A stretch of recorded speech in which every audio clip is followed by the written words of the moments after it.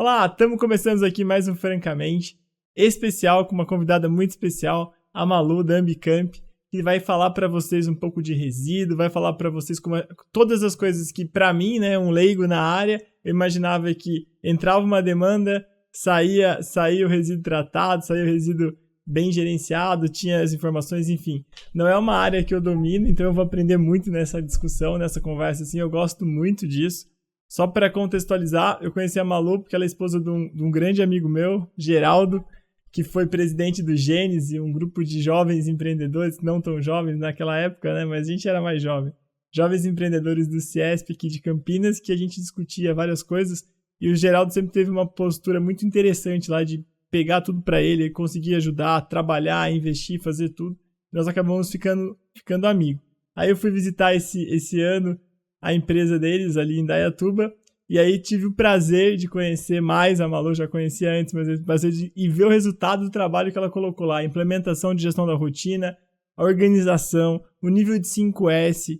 Eu fiquei muito contente porque ao visitar a empresa, várias pessoas me reconheceram, algumas me confundiram com o Murilo, como é normal, falaram, conheço você dos cursos, mas né, o Murilo, alguns me conheciam dos cursos também dos que eu ministrava.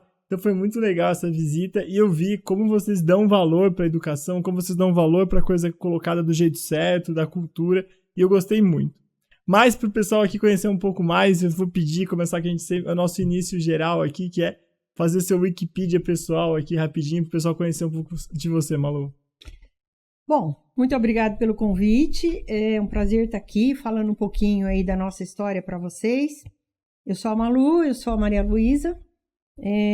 Eu respondo pela diretoria técnica e executiva da Ambicamp, uma empresa especializada em gerenciamento de resíduos. Esses resíduos, mais especificamente os resíduos químico porque ninguém quer fazer, né? Nós queremos e fazemos, e modéstia à parte, fazemos muito bem. E o Virgílio foi lá conhecer a nossa empresa, conhecer as operações e conhecer um pouco da nossa história. E é por isso que eu estou aqui hoje para conversar um pouquinho com vocês. Eu sou química, sou bióloga, tenho aí alguns anos de trajetória profissional, minha experiência sempre foi na área industrial, né, em grandes multinacionais, poucas, mas grandes, na área farmacêutica, cosmética, alimentícia. E disso tudo aí saiu uma necessidade enorme de ajudar os pequenos geradores de resíduos a atender as legislações, que nós vamos conversar aí um pouco sobre isso, que são específicas, né? As empresas que estão sobre o guarda-chuva da Anvisa ou o guarda-chuva do Ministério do Meio Ambiente, né? Através dos CONAMAs. E foi daí que saiu essa história. E então, aí nessa trajetória já esse ano há 25 anos. E é isso. Que legal, uma história de sucesso. Para começar aqui, até anotei, né, que eu falei assim, quando a gente fala de resíduo, muita empresa ainda enxerga como lixo, né? Às vezes, a gente brincava no laboratório de química, vamos fazer o descarte PA, que é PA baixo. Eu lembro desse termo desde do nosso laboratório de QG 101, eu acho que era o código da matéria. Mas quem já teve uma autuação, um incidente ou perdeu algum contrato por má gestão sabe que é coisa séria. Por que a gestão de resíduos precisa ser tratada de forma estratégica, como uma área estratégica dentro da empresa? Bom, primeiro porque... Fecha a empresa. Fecha a empresa, exatamente, né? Primeiro, porque isso é legislação, faz parte, né? Uma empresa idônea, com ética, uma empresa responsável, ela precisa, primeira coisa, seguir as legislações. Senão, é aquela história, né? Quem não tem competência não se estabelece. Se a competência, nós estamos falando da competência acadêmica, que não é só essa. Nós estamos falando da competência ética também. Então, hoje, em qualquer empresa, em qualquer atividade que gere resíduo, ela precisa primeiro atender às legislações que são cabíveis à atividade dela, que são muitas. Então, de acordo com tudo isso, ela pode se classificar como um grande gerador, um médio gerador ou um pequeno gerador de resíduos. Ainda assim, ela tem que destinar adequadamente, ela tem que entender o que ela está gerando, saber o que ela vai fazer com aquilo e colocar aquilo de forma adequada para não ferir o meio ambiente. E assim que funciona. Justamente tangibilizar um pouco para as pessoas, se não for a área de expertise, me avisa que eu vou fazer uma pergunta, né? Um pouco fora aqui dos nossos roteiros, né? Porque a ideia é, imagina assim, Um laboratório de análises clínicas, por exemplo, aqui que você vai lá tirar o sangue, coletar urina, fezes, enfim. Ele tem que se adequar nessa legislação? Como é a adequação no laboratório?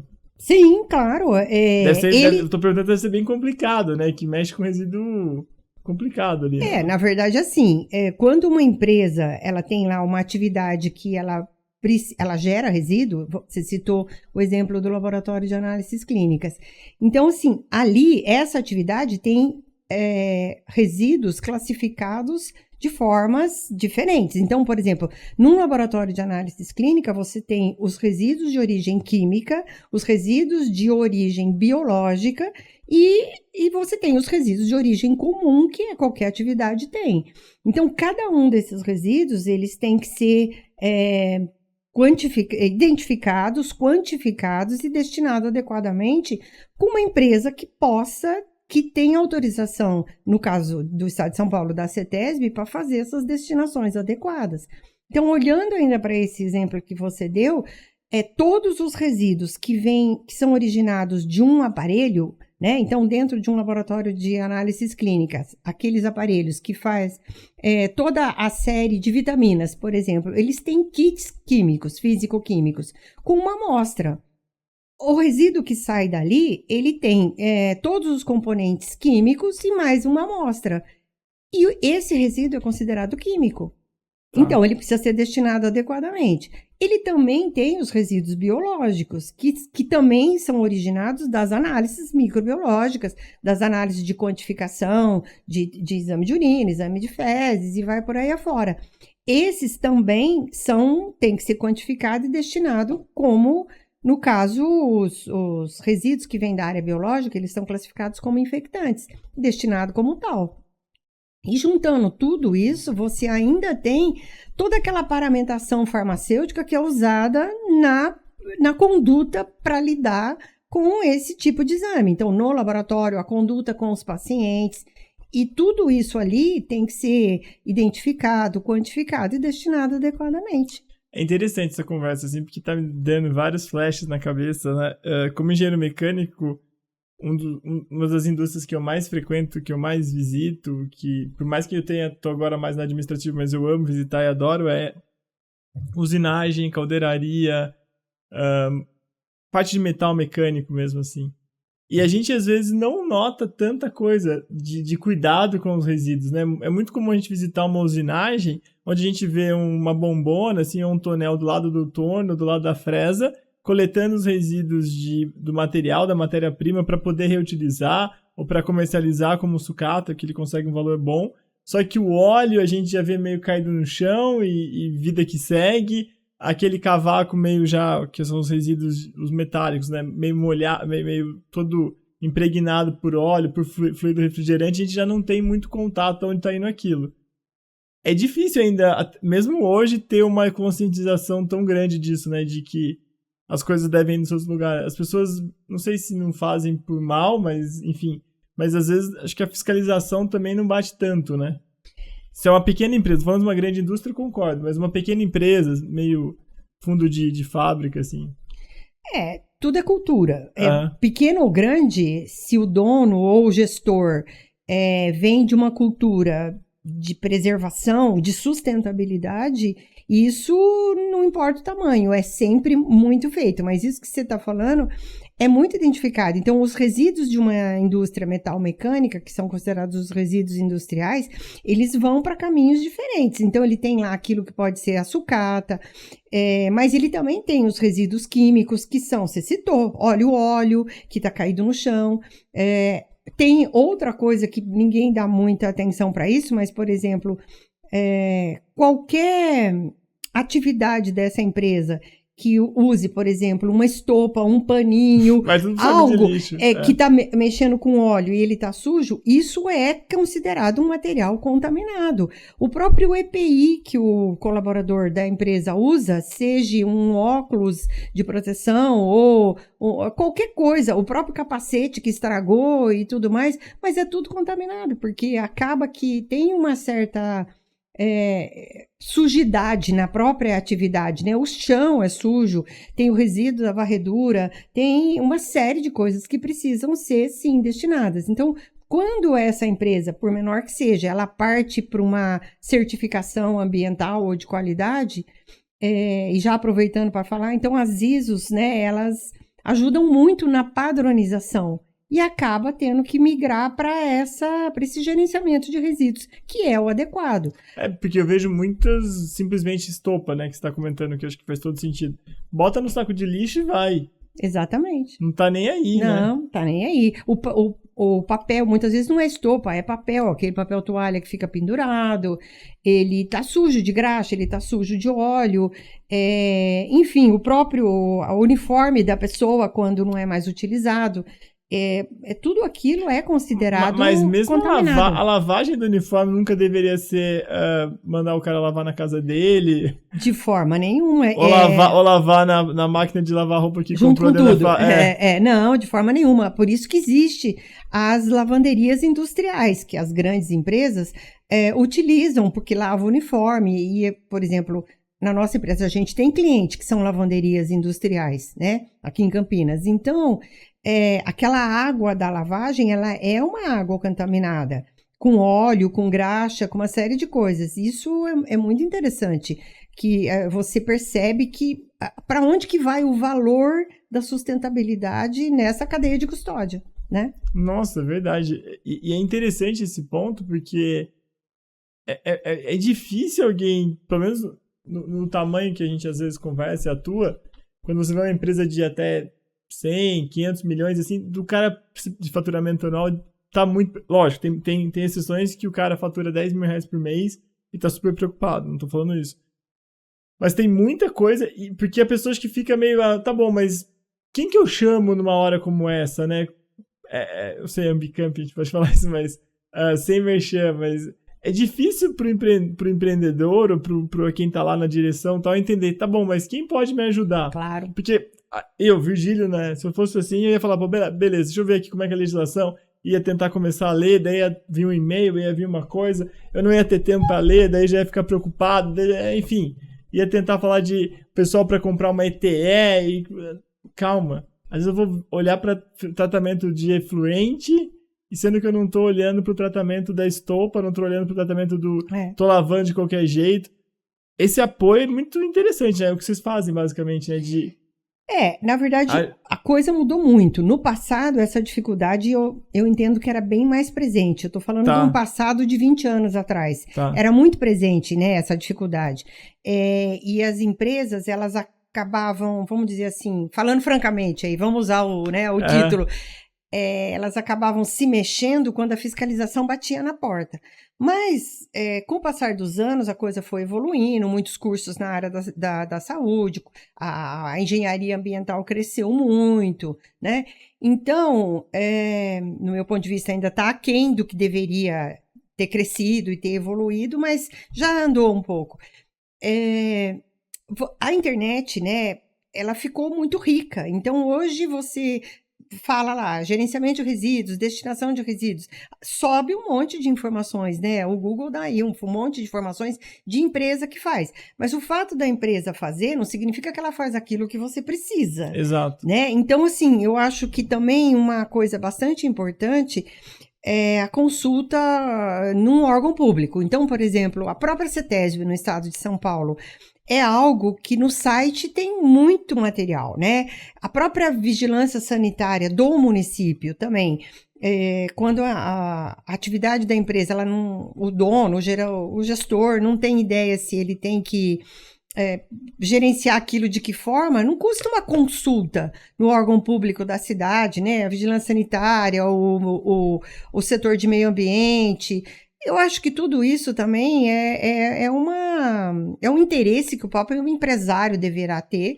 E hoje também, né, eu tenho os grupos, as redes sociais, um pergunta para o outro, que tem, né, inúmeros grupos de pessoas que se formaram, né, que têm a mesma formação acadêmica, que estão ali na mesma atividade, né? E as divulgações, tudo é divulgação, mas é uma coisa bastante delicada. Ainda assim, tem muita gente que não faz nada com aquilo que está gerando e acaba, né?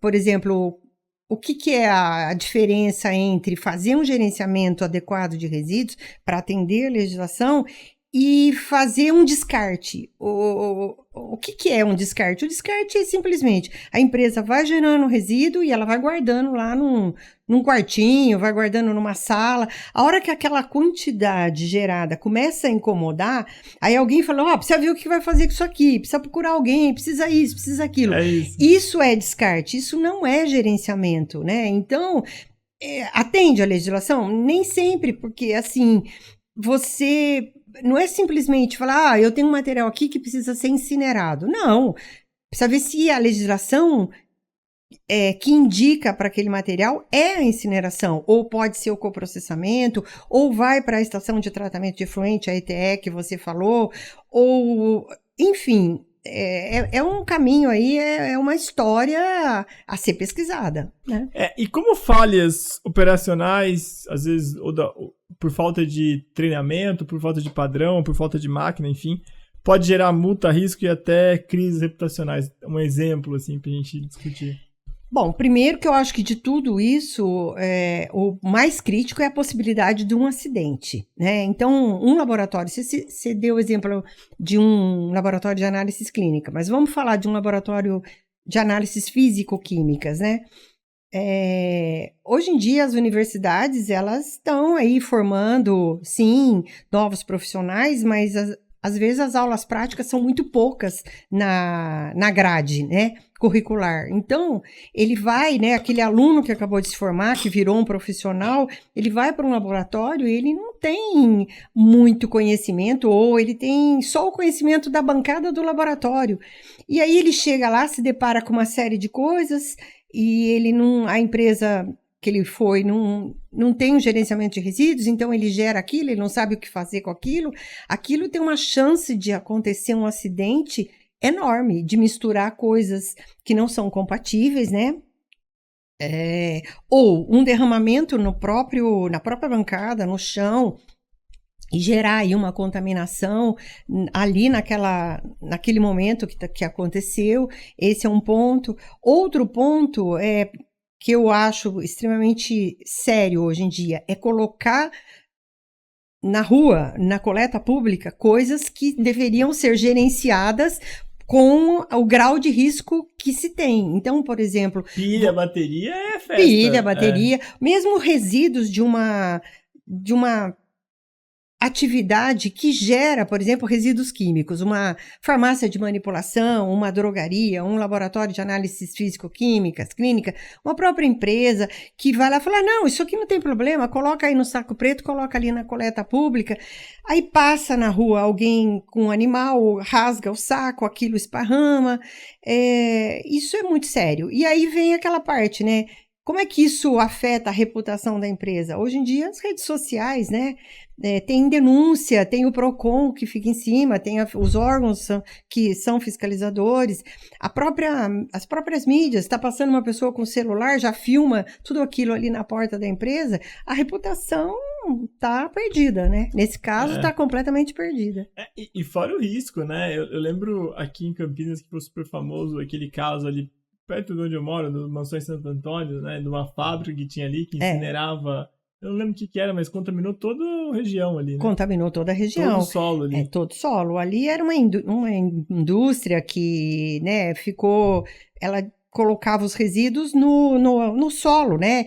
Enterrava. E o que ela não enterrou, que ela colocou em tambor, com o passar do tempo, a parte de baixo do tambor apodreceu, que acabou contaminando. Então, assim... E era metal pesado? Tinha óleo, tinha graxa, tinha metal pesado, tinha tudo. Até hoje, né? Tem uma baita área ali tem uma área enorme remediação, mas não tá. É que nem o aterro Mantovani, lá perto de Jaguariúna, lá em Santo Antônio da Posse, né?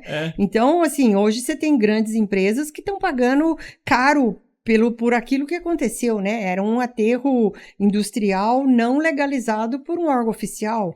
Então, né, o aterro naquela época era o famosão, né? Era o boom do momento. É isso. Eu lembro em Rio Claro também tinha na parte da assistência o lixão ali perto. Também tinha muita discussão nisso. E dá pra. Hoje em dia responsabiliza, né? Se eu, como industrial, empresário, descarto num aterro não legalizado, ou aterro mesmo legalizado tem um problema, eu posso ser responsabilizado, né? Totalmente, totalmente. Até porque hoje não, já tem muito tempo que esse documento existe. O controle que a CETESB faz entre a geração e a disposição final do resíduo, ela é amparada por um documento chamado CADRE, que é o Certificado de Aprovação de Movimentação do Resíduo. Esse documento, ele autoriza a movimentação entre o gerador e o destinador final, passando ou não por um gerenciador. E tudo isso tem que estar muito bem explicado, né? Não é simplesmente eu gerei e entreguei para a empresa tal, e a empresa tal passou a ser o responsável por aquilo. Não, a responsabilidade do resíduo, e as legislações falam muito isso, tem até um termo interessante a ser usado, do berço ao túmulo. Do berço porque é onde foi gerado, ao túmulo porque é onde ele se perpetua para a eternidade. Nem que esse túmulo seja para colocar as escórias. Então, quando você envia um resíduo para a destinação final e essa destinação ela é incineração, ainda assim sobra as escórias, sobra a cinza, que tem que ir para o aterro classe 1, que é para produtos perigosos. A cinza é considerada um produto perigoso. E é lá que a cinza tem que ficar, né? Assim, acho interessante essa conversa. Tu coloco ela mais ou menos, né, para mim, para minha formação de engenharia, na mesma categoria de liderança, gestão de pessoas. Nunca nos ensinaram. E quando a gente vai tocar e às vezes a gente tá lá no cargo, entra como trainee, entra como... Rapidamente se acende até uma vaga de gestão, tá tocando uma indústria. No nosso caso, a gente tem uma parte da empresa indústria. A gente tem uma indústria de empresa também. E a gente discute as coisas não com essa luz, com esse conhecimento, com essa importância que tem. A gente discute meio, ok, a gente sempre contrata as pessoas para gerenciar, a gente pergunta bastante. Mas muitos o CADRE, o que é o CADRE? Beleza, eu já ouvi falar porque a gente teve uma empresa que mandou um resíduo pra gente processar, a gente tem uma área lá de reciclagem de minerais, então eu lembro que foi lá, era uma resina, era uma coisa que tinha que moer com resina, tinha que tomar cuidado porque tinha resina ali, então tinha todo um aparato, mas a proteção era muito maior. Mas não estava na nossa cabeça. Como é que o outro chama? FISPIC? Que é a folha de... a ficha de segurança do produto, né? Isso. De emergência e segurança e tal. E assim, não era uma coisa que a gente... Cadê a gente não tava nem aí, a gente não sabia. Daí fomos atrás, aprendemos, colocamos. Mas assim, tem várias coisas nesse sentido que eu acho importantes. E aí, como dica aqui para pessoas como eu são, como é que chama? Leigas no assunto, mas que amam processos, mas não tem esse conhecimento específico, como estruturar a gestão de resíduos como um processo padronizado, que a gente ama padronizar, ou seja, política, POP, indicador, qual é o papel das ISOs, né, como a gente estava comentando, da 9.000, da de qualidade, da 14.000, 45.000, como guia de boas práticas para você construir esses processos, construir esses POPs, construir esses manuais e, como você falou, treinar as pessoas, colocar indicador, que eu vi lá, quando eu visitei a Ambicam, fiquei maravilhado pela organização, pelas coisas tudo no lugar, tudo etiquetado, tudo organizado, todo mundo treinado nas suas posições, com instrução de tarefa para tudo. Como alguém que está começando, que quer implantar, quer documentar, o cara está fazendo um curso nosso de gestão de processo e fala, puxa, eu quero colocar isso aqui também na área de resíduos da empresa. Por onde começar? Quais seriam as dicas? Bom, eu acho assim, para a padronização, as ISOs são os parâmetros que devem ser usados, porque você atendendo todos os quesitos, você vai ter ali uma padronização. É claro que se for para o caminho da 9, é qualidade, e para o caminho da 14 é ambiental, né? E vai por aí afora. Então, a padronização, para mim, a palavra final sempre é das ISOs. Aí vem a situação, tudo hoje em dia tem que ter rastreabilidade, mas para você ter uma rastreabilidade, você tem que primeiro identificar. Você vai identificar, vai quantificar, vai codificar para você poder ter uma rastreabilidade daquilo. Aonde nasceu e aonde vai ser enterrado, né? De novo, do berço ao túmulo. Isso é dessa forma. Aí, quando você consegue fazer essa padronização e você consegue fazer, então, a quantificação, a identificação e a codificação de tudo isso, você consegue escrever um procedimento. E esse procedimento nada mais é que ele pode seguir o caminho de um POP. O POP na verdade, é assim, é como para que você vai fazer aquele procedimento. Para quê? Para qualquer pessoa que for treinada, ela vai sentar ali, ela vai conseguir desenvolver, seja ela tenha ela com uma formação acadêmica ou não, porque muitas atividades não precisa de uma formação acadêmica específica. Outras sim, mas assim, quando você escreve, você tem condição de treinar. E este treinamento que você faz é através da instrução de trabalho. Por quê? Porque tudo aquilo que você padroniza, ele vira rotina, e essa rotina é uma rotina executada com sucesso, porque você ganha agilidade, você ganha segurança na atividade, e a verificação final, que daí você usa um PDCA nisso tudo aí, que matou a pau, vamos dizer assim, né? Por conta que você fecha todo o ciclo, você padronizou, você tem a rastreabilidade, você tem a documentação, o manual de instrução, e depois você tem a instrução de trabalho, como executar, e o cheque final, que vira tudo isso, e daí você tira os indicadores do desperdício, da otimização das operações e tudo mais. Mas eu tô entendendo que tem, acho que pelo menos, né, eu vejo, era muito comum, desde a época que eu era estagiário, quando eu era, como é que chama? Designado, estagiário, designado para fazer uma vez de um processo, fazer esse tipo de coisa, atualiza os POPs, esse tipo de coisa. Como é que eu fazia, né, naquela época? Eu sentava ao lado de um especialista, de um analista, de um gerente, de um coordenador, e começava a perguntar qual era a atividade dele. Como estagiário, dificilmente eu conseguia colocar muita gente na sala. Eu ia um por um, tentando psicografar ali o processo, eu ia lá checar com o outro, checar com o outro. Mas, se as pessoas falassem para mim que aquele resíduo deveria ser jogado para a Lua, eu ia colocar lá, enviar, vírgula, via espaçonave, vírgula, o resíduo X para a Lua. Eu não sabia que aquilo não podia ou podia. Eu acho que o desafio das empresas é ter alguém que tem esse conhecimento, né? Esse conhecimento específico que não é... Pode ser um engenheiro ambiental, pode ser um químico, pode ser um biólogo, enfim.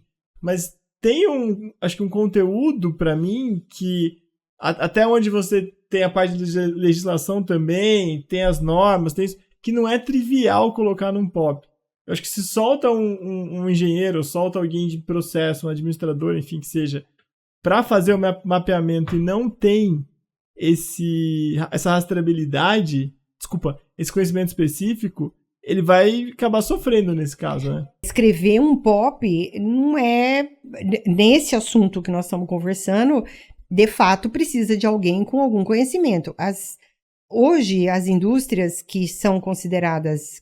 que têm que ter o gerenciamento de resíduos, cuja atividade está sobre aí a legislação da Anvisa ou do Ministério do Meio Ambiente, eles têm que ter o responsável técnico. Esse responsável técnico... ele tem a grade, hoje, ele tem, ele tem algum conhecimento, ele tem que ter, porque na grade acadêmica, ele tem a parte de biossegurança, e na parte de biossegurança fala várias coisas sobre o resíduo. Então, essa pessoa é a pessoa a fazer o POP. O modelo do POP hoje pega em qualquer lugar, né? O ChatGPT dá um modelo de POP excelente, mas assim, para escrever aquilo, e outro, o POP, ele tem que refletir a rotina, porque se não refletir a rotina, não adianta você falar, faça isso, isso, isso, sim, mas aqui nós estamos em 4 paredes e não dá para fazer o que você quer, então vamos lá, chegar o mais próximo possível da necessidade para atender a legislação, e o mais próximo possível para atender a parte de segurança das pessoas que trabalham na área e a própria segurança comunitária ali de todo mundo que está em volta, né? Porque, veja, numa indústria, né? Numa empresa onde tem uma sala que é o laboratório, mas ao lado sempre tem uma outra atividade. Se der um acidente no laboratório, aquilo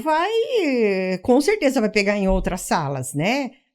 Vai ter que impedir ali de trabalhar, porque tem que abrir a janela, porque tem que estourou a parede. Enfim, um acidente sempre é muito grave. Então, não pode ser escrito por um leigo de forma nenhuma.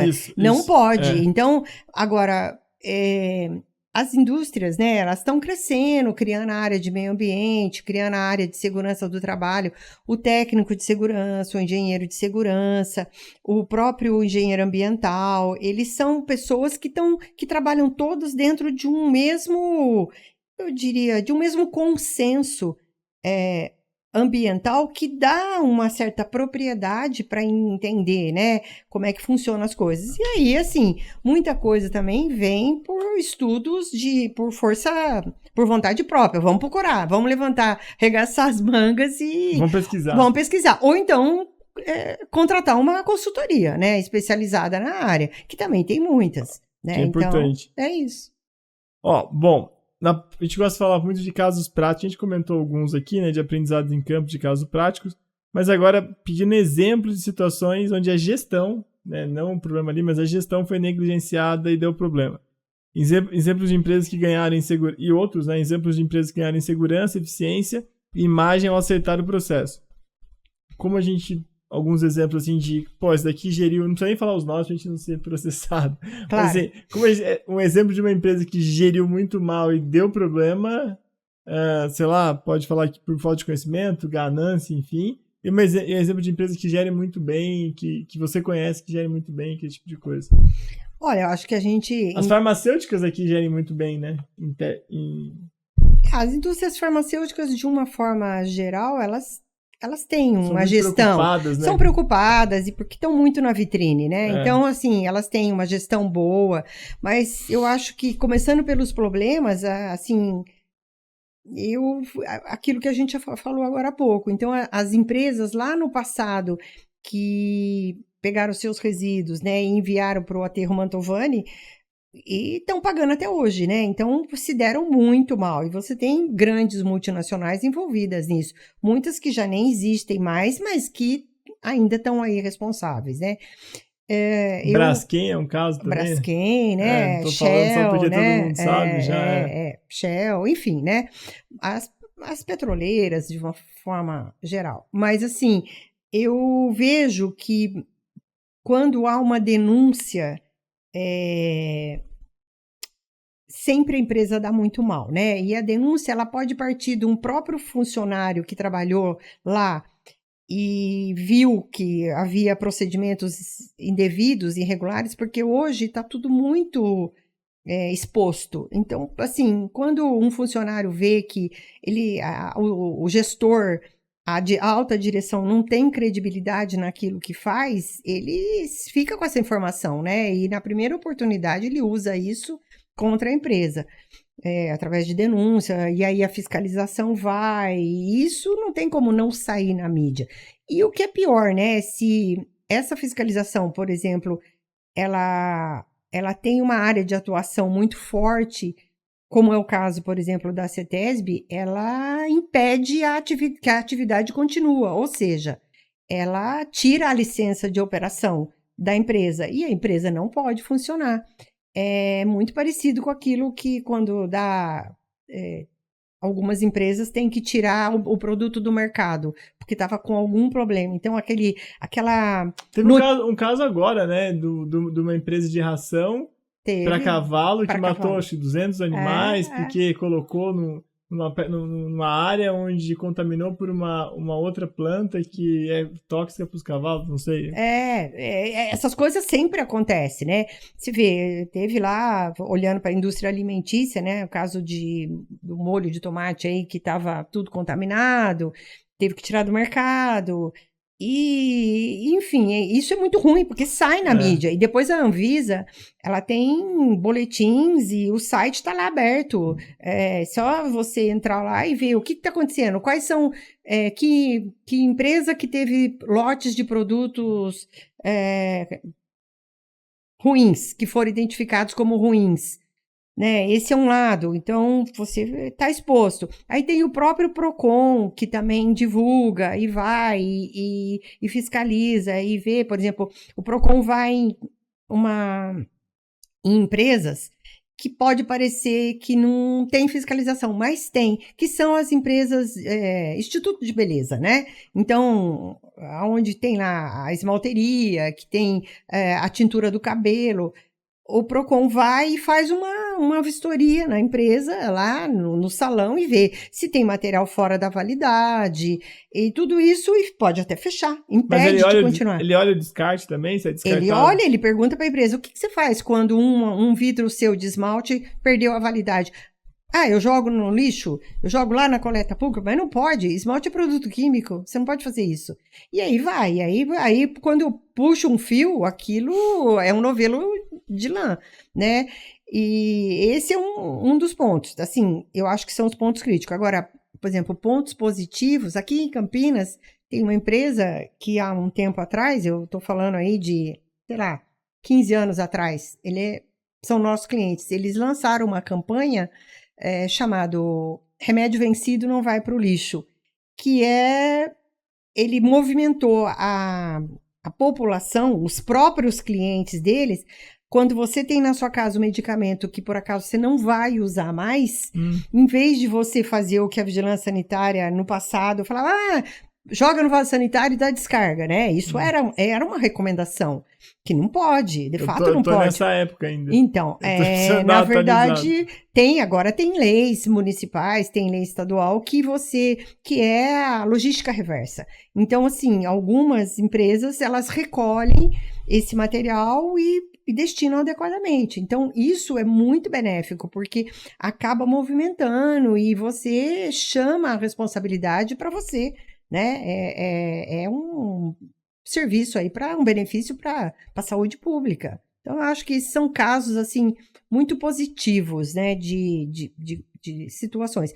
Agora, eu não podia deixar de falar, assim, quando uma universidade que tem cursos na área da saúde, na área ambiental, cujo laboratório gera resíduos, a importância da universidade ter o gerenciamento de resíduos, para não virar casa de ferreiro, espeto de pau, né? Eu ensino que você tem que atender a legislação, mas o resíduo gerado da aula prática, eu deixo por aí. No rio.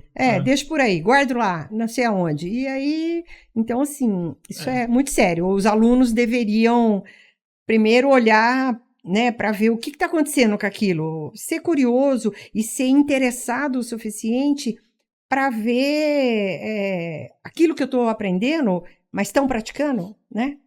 Tem uma outra coisa que tá rolando, acho que não sei se é um PL também está sendo discutido, né, da desregulação, mais ou menos assim, da parte ambiental. Isso vai impactar na parte de resíduos também ou não? Eu não conheço a fundo. Foi votado, estão discutindo.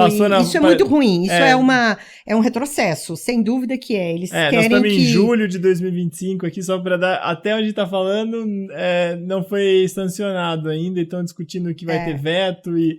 Tomara que tenha, né? Tomara tá todo que mundo tenha. torcendo. Torcendo, porque assim, eles estão. É um projeto que vai. Eu diria, desburocratizar alguns processos de licenciamento, se tornar mais fácil. Mas, assim, o critério para isso é que é difícil, né? Então, 2 pesos, 2 medidas, né? Por um lado, eu tenho um documento CADRE que autoriza a movimentação, e ele é rigoroso. Ele mede, né? Ele mensura aquilo que de fato é obrigatório por lei, e aquilo que de fato faz mal para o meio ambiente. Aí, de uma hora para outra, você acha que um licenciamento ambiental possa ser, vamos dizer, menos burocrático. Ele vai ter menos exigências. Isso é muito ruim. Então, é uma linha muito tênue eu acho que precisa tomar bastante cuidado, e eu acho o que é pior, né, é a famosa autoavaliação, né, isso, porque isso. existe autoavaliação e autoavaliação, né, eu vou, papel aceita tudo, né, eu falo que faço, mas não faço, então, eu tomei assim, eu fico muito triste com isso, mas, enfim. Eu tô nessa dúvida, porque eu lembro quando a gente tava correndo atrás da licença CETESB, a licença prévia, depois licença de instalação, depois licença de operação. De operação, E aí você tem que renovar a licença a cada 5 anos. 5 anos. 5 anos. Aí se a gente colocou um novo produto, tem que pedir uma atualização da licença. Exatamente, uma ampliação da licença. Ampliação da licença, tem que botar o projeto, se eu mexer no projeto. Aí eu tenho que também estar organizado na prefeitura, que a prefeitura permite aquela... como chama? Aquela atividade empresarial naquela região. Naquela área. Se não mudou com o plano diretor, o zoneamento, enfim, tem uma série de coisas. Mudou, eu tenho que fazer um ajustamento de um termo de conduta, de ajuste de conduta. Enfim, tem um monte de outras coisas que são super importantes ali, né? E meio que deixar rolar, eu tenho medo, porque é aquela história que sempre comentam, né? O problema não é na empresa grande, estruturada, onde você tem lá um comitê para tratar. O problema é na ponta. Claro. Como é que na ponta, num rincão, numa operação ali, vai se discutir isso ou não? Alguém chega lá e fala, manda ver. É isso aí. E aí tem um pouco de complicação com esse tema. Uma outra coisa que eu acho interessante é as dicas que quem trabalha na engenharia de processos, quem trabalha com melhoria de processo, com gestão de projetos e tal, como essa pessoa pode servir... Você já falou um pouco da questão de fotografar e mostrar, mas como essa pessoa pode servir de indutor para poder forçar a liderança, a alta gestão a olhar com cuidado para a gestão de resíduos? Como gestão mesmo, não como descarte, como você tinha comentado. Olha, eu acho que tem a parte, assim, eu diria... benéfica. Então, por exemplo, se você olha vamos olhar para um hospital, né? Quando uma atividade hospitalar ela tem uma gestão de resíduo muito bem feita, muito organizada, ela pode partir, ela já está com metade do caminho andado para a certificação ONA. Então, isso é muito importante, E olhando também para a situação, por exemplo, de laboratório, né? Você falou das análises clínicas, né? A certificação PALC também Hoje, a gestão de resíduos, ela é muito bem vista em todas eu diria, as atividades, porque a questão meio ambiente está muito focado, todo mundo está muito focado na questão meio ambiente. COP30, né? COP30 está chegando aí. E outra, você olha pela situação climática, né? Olha o que está acontecendo, esse calor, esse frio, e inundação, enchente, isso tudo, não sei onde é que vai parar. Então, essa parte ambiental, ela dá para a empresa ela deixa a empresa num patamar muito positivo, de sustentabilidade, de práticas de sustentabilidade. E eu acho que, assim, o profissional que entra numa empresa para trabalhar na área do meio ambiente, para trabalhar na área de segurança e medicina do trabalho, que também está ali, né, a parte de utilidades, né, a caldeira, a estação de tratamento de efluentes, que está tudo ali ligado a essa área, sim, deveria mostrar para o gestor imediato, para o gerente da área, para chegar na diretoria, algo para mostrar o quão isso pode ser benéfico para a empresa. E olhando aí para a parte financeira, de financiamento, tudo, você tem a famosa linha verde, né? Que também é muito interessante, né? Para empresas que vão atrás desses financiamentos e tudo mais. E a linha verde é algo que está bem estruturada em boas práticas de gestão de resíduos, de sustentabilidade. Tem até, eles chamam de green bonds, né? Que é linhas de financiamento que você emite dívida relacionadas a algum projeto ambiental, alguma coisa assim, que tem um juro muito menor. Que tem um juro menor e mais tempo para pagar também. Né? E também teve várias... Agora falando de tendências, né? De futuro da parte ambiental.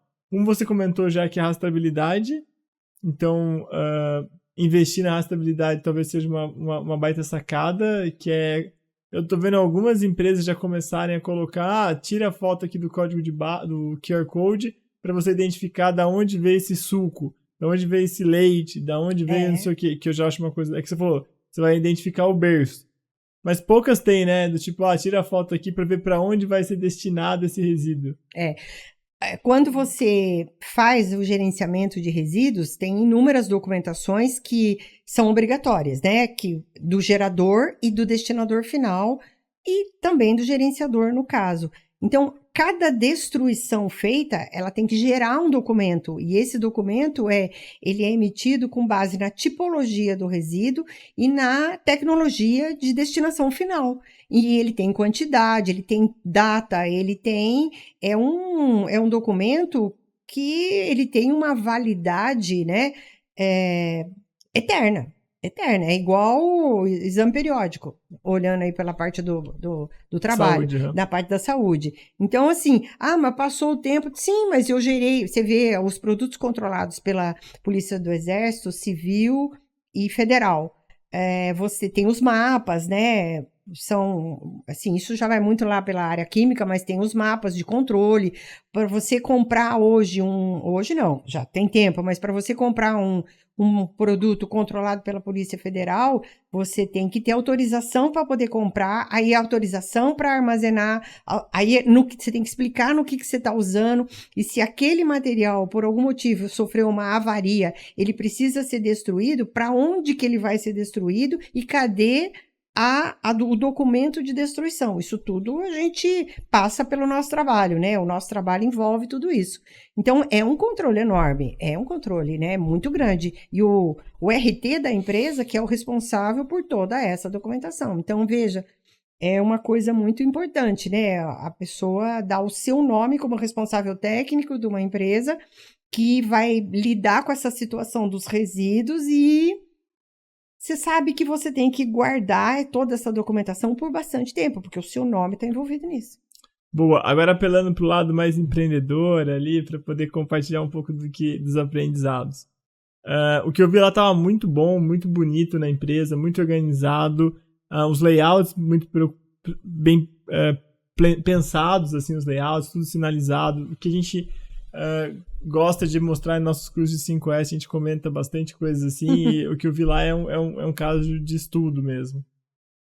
Às vezes a gente se pega em algum evento, algum congresso, ou até em conversas, com as pessoas falando, mas no Japão, a Toyota tá assim porque é no Japão, não sei o que tá no Japão, não, isso aqui é nos Estados Unidos, aqui é...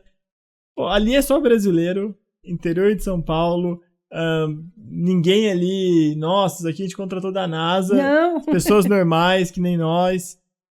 Como é que você começou? Como é que você conseguiu construir esse modelo que tá rodando, tá tão bonito na empresa, na estrutura operacional ali que me chamou tanta atenção?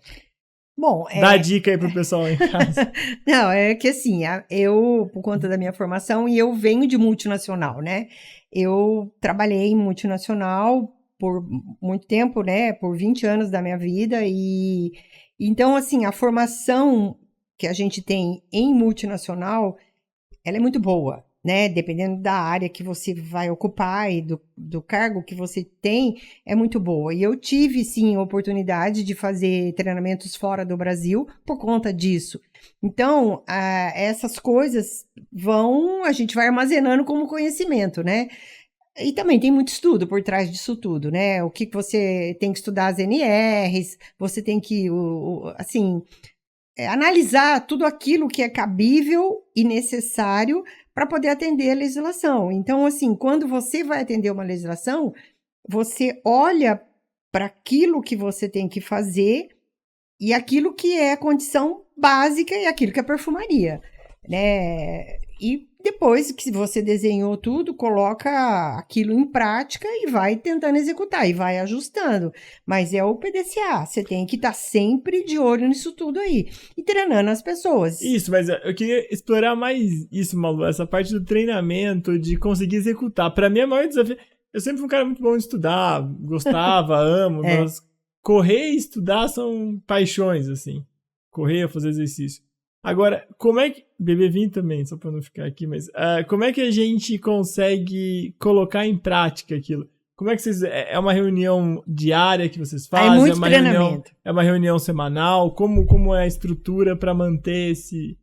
É muito treinamento, né? Então, assim, lá por exemplo, todas as pessoas que são contratadas, elas passam por um treinamento maçante, né? É uma lavagem cerebral de coisa que em cima de todos os procedimentos, e eu tenho os agentes multiplicadores, que são as pessoas que são mais antigas, né, na companhia, que foram formadas para dar os treinamentos, e nós temos, sim, reuniões no começo, dependendo do que é a atividade, são reuniões semanais, que pode passar para quinzenais, e cada atividade ela requer uma periodicidade cabível à sua atividade. Agora, que nem, por exemplo, lá na nossa área de logística, a gente tem um coordenador, tem o gestor da área, né, dos processos logísticos, e tem os executores. E esses executores, eles estão ali o tempo inteiro sendo monitorados por câmeras. Você viu lá as câmeras. Então, assim, qualquer atividade, ela é ali explorada. E a gente tem uma coisa embasada nas nossas certificações, que são, na verdade, as intercorrências. Eu mapeio as intercorrências diariamente. E nós treinamos as pessoas a mapear as intercorrências. Não para sair crucificando o causador da intercorrência, mas para mostrar para ele que aquela intercorrência faz uma diferença enorme no trabalho dele, na rotina, e pode causar um transtorno para todo mundo. Então, aquilo a gente pega como exemplo e mostra como tratar as intercorrências. E isso eu na verdade, eu mostro isso, que é a nossa parte educativa, né, que você perguntou, lá no início, eu explorei isso de uma tal forma que eu passo isso para o nosso cliente também. Então, há uma tratativa sobre as intercorrências. Quando a gente explica para o cliente como é que ele tem que acondicionar os resíduos adequadamente, e quando há a coleta e há uma inspeção visual e técnica em cima daquilo, o que a gente encontra de não conformidade, a gente faz um relatório fotográfico, um relatório explicativo para mostrar para o cliente, para ele treinar a equipe dele. Então, esse circuito de educação facilita o meu trabalho, porque quando eu treino alguém para fazer certo, eu recebo certo. E eu recebendo certo, a cadeia anda, né, ali dentro, e o meu pessoal, eles são... né? A equipe, ela é treinada a enxergar alguns problemas, e a gente pega isso como exemplo para poder estar ali no treinamento do dia a dia. E a gente treina muito, a gente motiva as pessoas a um ensinar o outro, né? Deixa falar e mostra, faz slides, usa, você viu lá os banners que tem, mostrando a dificuldade e tudo mais. E é muito interessante. Então... Mas só para interromper, desculpa interromper, mas assim, eu adoro relatos desse jeito, porque para mim acendem várias coisinhas na cabeça, né? O que você tá falando é o básico da gestão da rotina, mas bem feita. Que é exatamente isso. Não precisa ser it's not a rocket science, como eles costumam dizer. Cara, é o básico. Básico. Eu tenho um processo? Tenho. Beleza. Todo dia esse processo tem que acontecer. Ah, mas por que hoje não aconteceu? Ah, porque não sei quem não foi trabalhar. Porque não sei o que furou o pneu. Ah, então beleza. Eu tenho que anotar essa intercorrência. A gente chamado de intercorrência, anomalia, ou exemplo, ou sinônimo que queira dar. Anota essa intercorrência, vou contabilizando. No final do mês, eu vou ver quantas intercorrências eu tive daquele tipo. É que você falou, daqui a pouco eu identifico que tem problema de quebra de caminhão. Tem 6. Daí você fala, mas peraí, se tem 6 quebras num mês, isso é um problema estrutural. Isso é um problema que tem que ser tratado pela liderança. Isso aí provavelmente vai para você, vai pro Geraldo, enfim. Peraí, tem um caminhão que tá quebrando 6 vezes, o que nós temos que fazer? Ah, vamos tomar a decisão de trocar o caminhão, fazer um retrofit dele, fazer uma manutenção e por aí vai resolvendo. Ah, aconteceu a pessoa colocou no lugar errado. O próprio supervisor da área consegue resolver, fotografar, porque foi uma vez que aconteceu, deu uma advertência, mudou, colocou uma placa maior, resolveu. Cara, isso é tão legal, porque a gente fala tanto dessas coisas, você falou da questão visual, é a mesma coisa. os 7 desperdícios visuais do Lean. Aí as pessoas vão lá e falam, não, tem o 8º. Cara, se você estuda de onde veio aquilo, onde lá o Mr. Taishi Ono fez, falou, é o que eu posso ver. Exatamente o que você falou, fotografar. Os desperdícios são isso.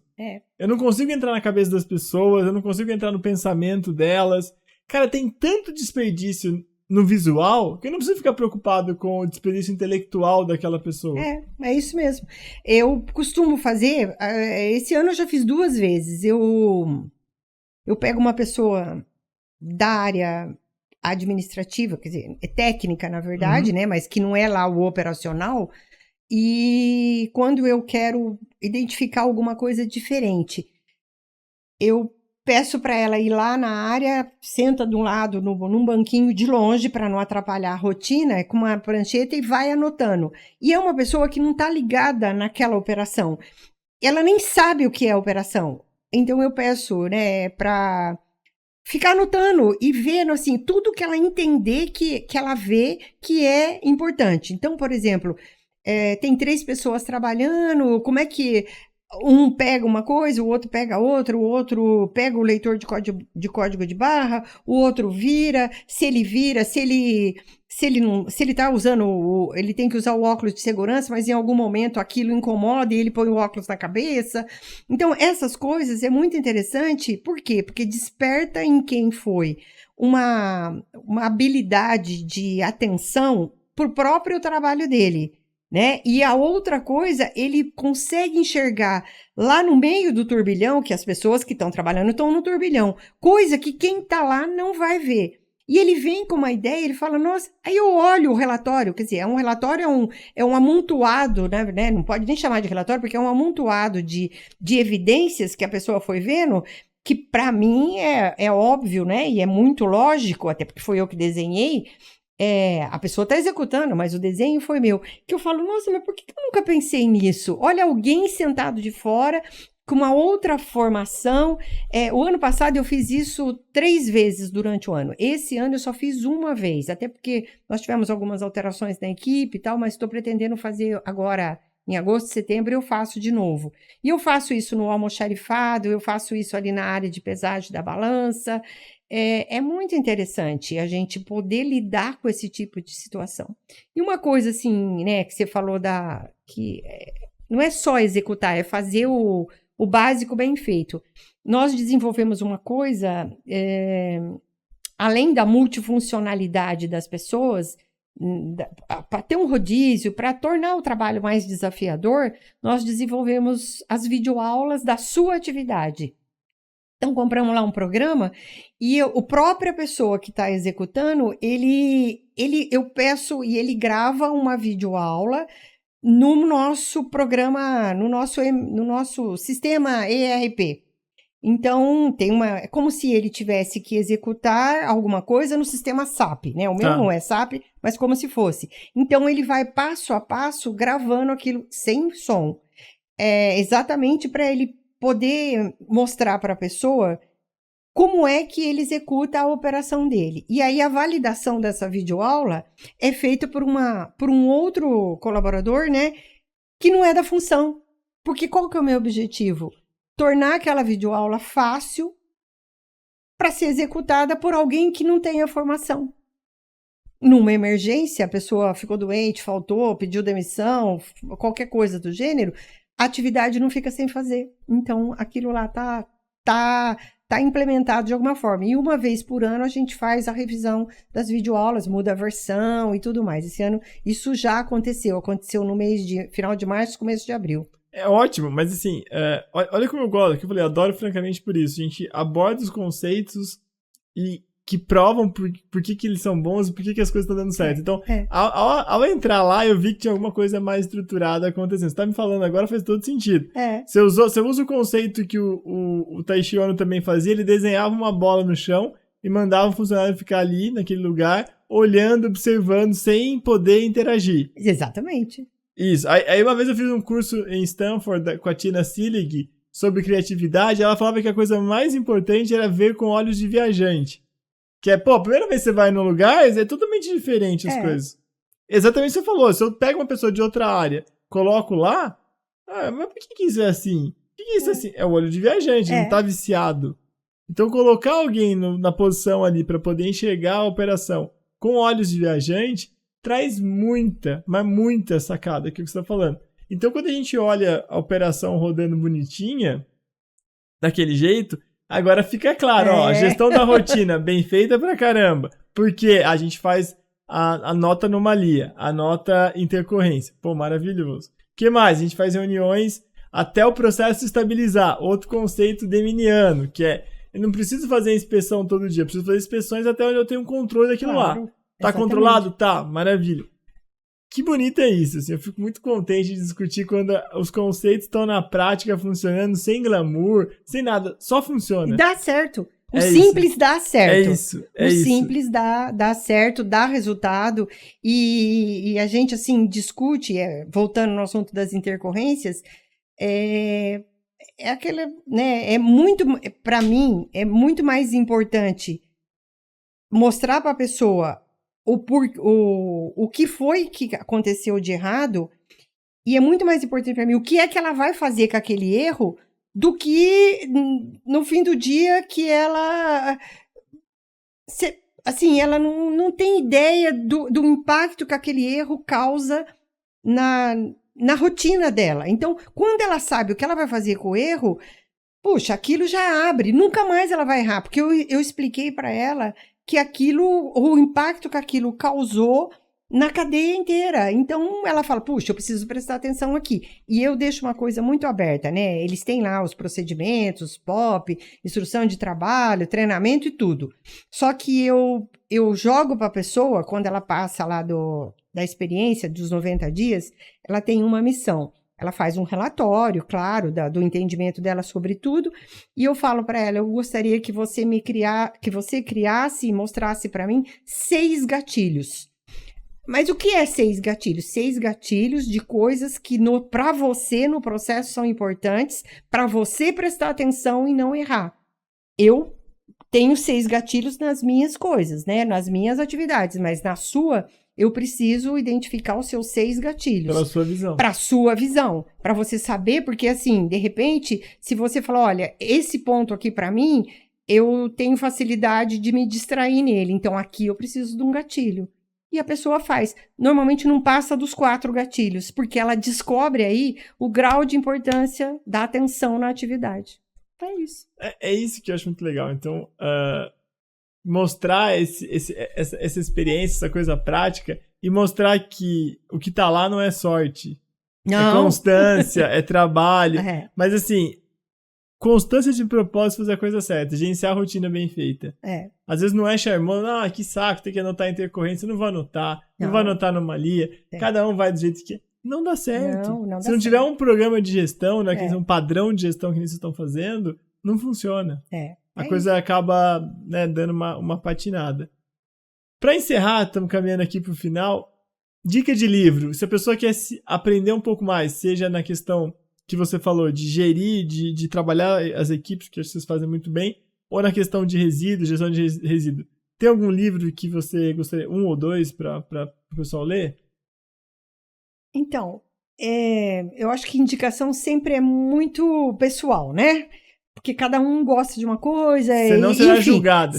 Não será julgado, né? Então, assim, eu gosto de ler, eu tenho um livro de cabeceira que eu abro lá e leio algumas partes, porque por mais que eu já tenha lido inteiro, acho que umas 3 vezes, mas eu sempre gosto de ler. É um livro que chama A Quinta Disciplina. É muito, muito interessante. E assim, um livro bem antigo também, mas que eu acho que mostra, assim, com toda a realidade possível, como é importante você ter a visão do todo, que é a meta. A meta eu lembro. A meta. A meta pode passar o tempo que for. É um livro Goldratt, assim... né? Como é que é? Goldratt. E então, assim, é isso, mas de qualquer forma... Teoria das restrições. Isso é bom pra caramba. Isso é muito bom. A teoria das restrições é o meu preferido lá. E, assim, algumas funções lá eu peço para eles lerem. que é para entender um pouco a dinâmica do trabalho e tudo mais, né? E a quinta disciplina trata do quê? Só para o pessoal. A quinta disciplina fala uma série de coisas, assim, muito interessantes sobre o caminho que você vai trilhar com a profissão que você escolher, né? Com a carreira que você escolher. Então, tem algumas disciplinas. E tem a quinta, que é a que você descobre quando você lê o livro. Então, assim, é um livro muito interessante. É um livro grosso, mas é um livro muito interessante. Procura ver. Eu já li, mas não vou dar spoiler. Não pode dar spoiler. É muito bom. Os dois são muito bons. São muito bons. Se você não quer ler uma meta, tem um videozinho, né? Tem o vídeo, que a gente deve ter no YouTube, que a gente assistia na época do início da faculdade. Você levava o VHS pra rodar. Isso mesmo. É bem antigo, mas é bem legal, é bem muito interessante. Livro é aquilo, né? Às vezes tem, assim, muita gente nem gosta de ler. Hoje em dia tá tudo muito mais fácil, né? Ver os vídeos e ver resumo e tudo mais. Mas, enfim, é muito interessante. Eu sou analógico ainda. Últimos recados. Alguma dica final? Algum recado final que a gente não passou, não abordou? Não, eu acho que, assim, é sempre muito, muito bom a gente conversar sobre essas coisas e colocar a nossa visão aí, né, sobre os assuntos, mas eu acho que as pessoas, elas têm que interagir mais e estar mais presente e mais, eu diria, ser mais participativo, principalmente nas questões de meio ambiente. Se inteirar do que está acontecendo, se inteirar do que as legislações estão pedindo e do que é, de fato, necessário para cada uma das atividades da sua própria empresa. Então, não é, eu acho que eu não preciso de licença, eu acho que eu não gero isso, eu não gero resíduo, talvez isso, nunca ninguém me falou sobre isso. Eu acho que essa fase aí já passou, né? A gente não tem que achar, a gente tem que arregaçar as mangas e sair fazendo. Acho que essa é a dica e é isso. Para seguir vocês no LinkedIn, no Instagram, tem rede ou não? Tem, Ambicamp, arroba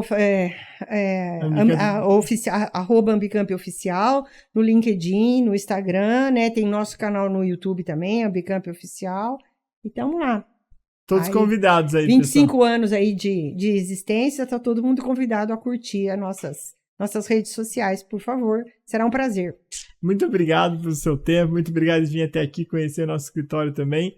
E você que está assistindo aí, se gostou, faça os comentários, dê o seu like e se inscreva no sininho ali para poder ficar ligado em todos os nossos lançamentos e novidades. Estamos fazendo vários cortes para poder melhorar ainda mais a interação de vocês com o conteúdo. Sei que o tempo é difícil para todo mundo, mas com os cortes vocês conseguirem achar os pontos. E se forem interessantes, entra lá, assiste o inteiro que você vai adorar. Grande abraço, muito obrigado mais uma vez, Malu. Espero vocês até a próxima. Muito obrigada, viu?